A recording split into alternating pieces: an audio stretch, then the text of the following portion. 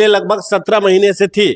उससे पहले 2005 से लंबे वक्त तक सत्ता में आप ही बैठे हैं, आप और नीतीश कुमार जी। फिर भी बिहार की प्रशासन व्यवस्था, शासन व्यवस्था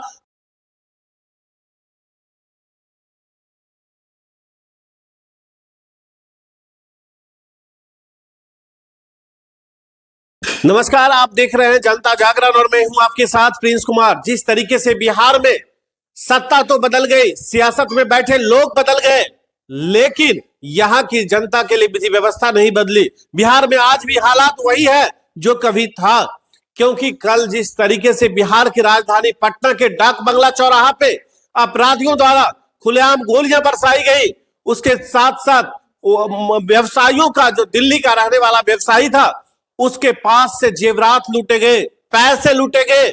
उसके साथ साथ बहुत सारी घटनाएं घट रही है बिहार में। लेकिन उसी पे बात करने के लिए हमारे साथ नीरज जी हैं, जो बीजेपी के प्रवक्ता हैं। नीरज जी, क्या कहेंगे, क्या चल रहा है ये सब? देखिए, जब तेज गति से उड़ता हुआ जहाज रनवे पर उतरता है तो ब्रेक लगाता है तो उसको रुकने में थोड़ा वक्त लगता है। अपराध की गति बिहार में बहुत ही तेज थी, उसको कंट्रोल करने में भी 1 महीना हमारी सरकार को बने हुए हुआ है। लेकिन संगठित अपराधों में करीब 70% की कमी आ चुकी, छिटपुट अपराध में भी करीब 50% की कमी यहाँ आ चुकी है। पटना में घटना हुई है, अपराधियों का मनोबल चूंकि पहले से कुछ बढ़ा हुआ है, लेकिन उनकी शिनाख्त कर ली गई है, वो पकड़े जाएंगे। ये सरकार किसी को बख्शने वाली नहीं। अपराधियों में अब यह भय व्याप्त हो चुका है कि अब उनके आका, उनके संरक्षक सरकार में नहीं बैठे हैं। ये सरकार किसी को संरक्षण देने वाली नहीं, जैसे पहले के लालू सरकार में और तेजस्वी यादव जी के सरकार में जो उप मुख्यमंत्री रहते हुए वो अपराधियों को, भू माफिया को, शराब माफिया को, बालू माफिया को संरक्षण दे रहे थे। वैसा संरक्षण देने वाले सरकार में अब कोई नहीं बचा है। तो उनको भी मालूम है कि अब ऐसा करेंगे तो बुलडोजर चलेगा, और तय मानिए बुलडोजर चलेगा उनके ऊपर, वो कानून की गिरफ्त में वो आएंगे। लेकिन बात नीरज जी ये है कि महागठबंधन की सरकार बिहार में पिछले लगभग 17 महीने से थी। उससे पहले 2005 से लंबे वक्त तक सत्ता में आप ही बैठे हैं, आप और नीतीश कुमार जी। फिर भी बिहार की प्रशासन व्यवस्था, शासन व्यवस्था में बहुत बड़ी क्रांति क्यों नहीं दिखाई दे रही है? देखिए, जब 2005 से लगभग 12-13 तक अस्थायी रूप से हमारी सरकार चली थी, तो निश्चित रूप से बिहार में लॉ एंड ऑर्डर में क्रांतिकारी परिवर्तन देखने को मिला था। ठीक है, उसके बाद मैं मानता हूं कि किन्हीं कारणों से परिस्थितियां ऐसी होती हैं कि राजनीतिक उठापटक का शिकार बिहार रहा, जिस कारण अपराधियों का भी कुछ मनोबल बढ़ा। लेकिन एक बार फिर से अब यहाँ अस्थायी सरकार आ गई है। अब अपराधियों का मनोबल गिरना शुरू हुआ है। अब अपराधी बच नहीं पाएंगे और अपराध करने की जो छिटपुट घटना है वो अभी लगभग अब नगण्य हो जाएंगे। हाँ, शून्य करने का दावा कोई सरकार नहीं कर सकती, मैं भी नहीं कर सकता, दुनिया की कोई सरकार नहीं कर सकती, मैं भी नहीं कर सकता। लेकिन उसकी घटनाओं में कमी आ जाएगी। और सबसे बड़ी बात है तुम्हारी ये कि सिर्फ हम लोग की सरकार सिर्फ अपराध पे काम नहीं कर रही, अपराधियों को पकड़ने का काम नहीं कर रही, प्रिवेंशन ऑफ क्राइम, कि अपराधी घटना को कैसे रोकें, इस पर भी पॉलिसी बनाकर, नियम बनाकर काम करना शुरू कर चुकी है।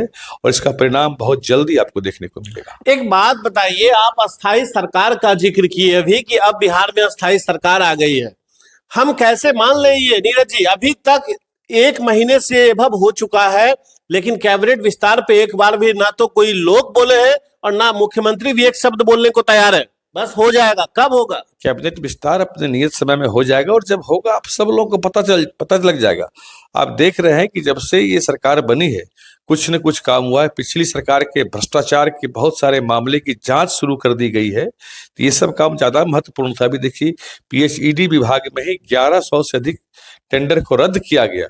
सबों को पैसा लेकर, घोटालों कर, बैकडोर से टेंडर दिया गया था। तो ये सब प्रक्रिया जारी है। लेकिन देखिए, आप इस तरह का आरोप लगा रहे हैं तो वही RJD के विधायक रामवृक्ष सदा, वो बहुत ज्यादा हमलावर दिखे आप लोगों पे। वो साफ तौर पे कह रहे हैं बिहार में ना तो कोई सरकार है, ना तो कोई शासन और प्रशासन की विधि व्यवस्था है। RJD के लोगों को तो अपराध पर बोलने का अधिकार मुझे लगता है कि नहीं है।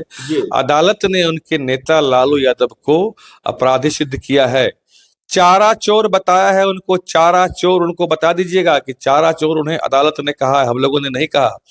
वो गाय का चारा खा गए, भैंस का चारा खा गए, बिहार का अलकतरा पी गए। उनके बेटा 1.5 साल की उम्र में अरबपति खरबपति बन गए।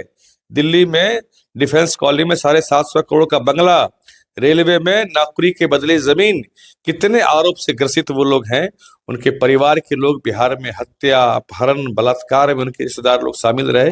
मैं मुंह से उस बात नहीं बोलना चाहता हूँ। बिहार उस गवाह रहा है, बिहार के लोग गवाह हैं। और आज भी लालू यादव के जंगल राज को याद कर यहाँ की महिलाएं सिहर उठती हैं, रो पड़ती हैं। यहाँ के पुरुषों का शरीर, आत्मा कांप जाता है। किस कदर जंगल राज में बिहार डूबा हुआ था, आतंक में डूबा हुआ था। उसको जब एनडीए की सरकार आई तो उससे निकालकर बाहर लेके आगे चल रही है। चलिए, बहुत बहुत शुक्रिया नीरज जी, आपने सारी बातों को रखा। लेकिन जाते जाते एक सवाल और लेंगे आपसे, क्या कहेंगे इस तरह की जो अपराधी ने कल घटना का अंजाम दिया है, उसके लिए शासन प्रशासन को अभी तक कोई भी कामयाबी मिलती दिखाई नहीं दे रही है? नहीं, जहां तक मैं कहीं देख रहा था कि कोई क्लू मिल गया है, पहचान हो गई है। तय मानिए आज से कल तक गिरफ्तार वो हो जाएंगे।